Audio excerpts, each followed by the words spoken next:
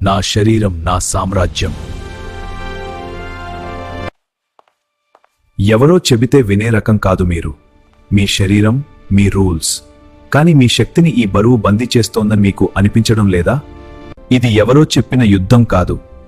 మీలోని అనంతమైన శక్తికి, మిమ్మల్ని ఆపేస్తున్న బద్ధకానికి మధ్య జరుగుతున్న పోరాటం. శరీరమే ఒక దేవాలయం అన్నాడు కృష్ణుడు.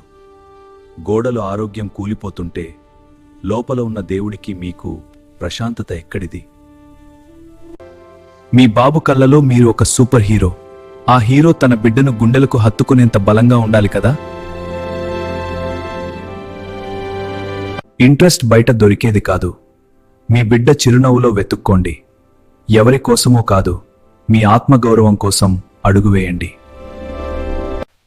100 కేజీలు కేవలం ఒక అంకె మాత్రమే. మీ సంకల్పం ముందు అది కరిగిపోవాల్సిందే. మీ గెలుపు మీ చేతుల్లోనే ఉంది.